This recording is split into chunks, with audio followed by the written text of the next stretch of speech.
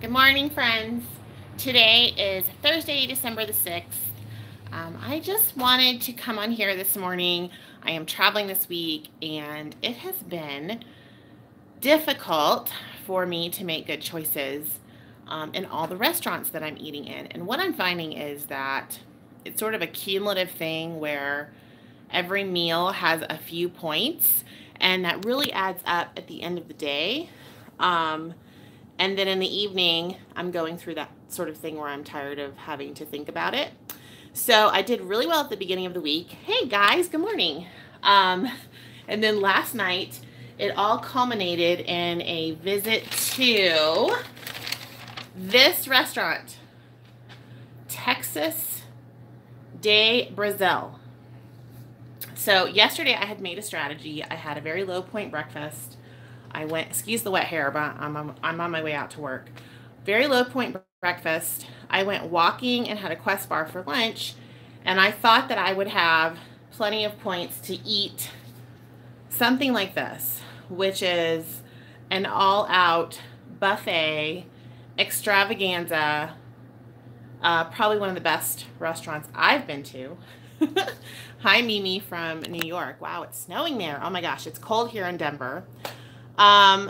So I went out with a few of my new friends from work, and I feel like we were in a very celebratory, oh, we're almost through with the week, and, just really amped up because we had made these great new relationships. And I just ate whatever I want. Oh, well, I didn't eat whatever I wanted. I went to the salad bar one time, and then they come around with meat, and I tried a lot of different types of meat, and I just didn't even track it. For dessert, I had half of a piece of key lime pie, and I thoroughly enjoyed every bite. But you know what happens when you do something like that? You kind of go into recovery mode. And so I just wanted to talk about that.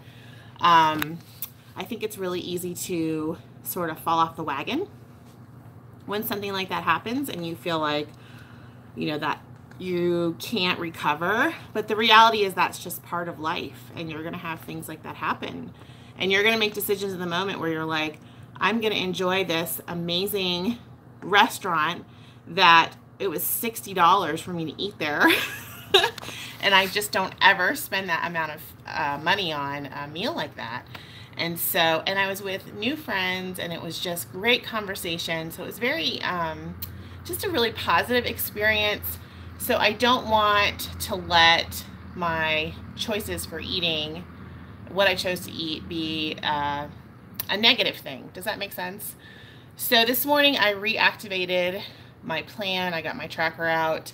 I had a Quest bar for breakfast instead of going down to the buffet and being tempted by all the things on the breakfast buffet. And my plan for lunch is to walk and eat something. I'm probably going to go to Subway. I like to get their veggie subs where they just pile all the veggies on whole wheat, and I put a little bit of the chicken teriyaki light dressing on there. And tonight, I'm going to have to make some better choices when we go out to eat. So the main thing for me is the element of surprise when you're traveling like this, and especially when you're going out to eat with a large group of people, because the consensus isn't always, let's go to the healthiest place. So I've had a couple nights. I had a lot of sushi the night before last. I went out to this amazing restaurant last night. And when else am I going to be in Denver doing this? I don't anticipate being here for quite a while. So I've enjoyed Denver. Denver has some awesome restaurants. The people here are thin. And I was talking to my friend that took me out on Wednesday night for sushi, and I was reflecting on the fact that in the city, people looked really healthy. And she said, this is a very active area of the country. We spend a lot of time outside. It's a higher altitude. We walk a lot. And there seem to be a lot of restaurants that sort of are geared towards maybe more health conscious eating.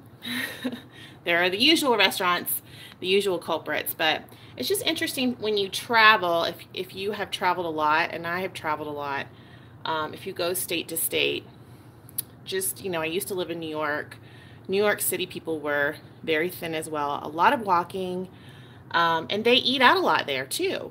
But it's just a sort of an interesting observation, and I know there are studies done on that sort of thing. So I just want to come on here and say, what have you guys done to reactivate your plan today? Do you have your trackers out? Do you have your water out? I do want to show you all. Look,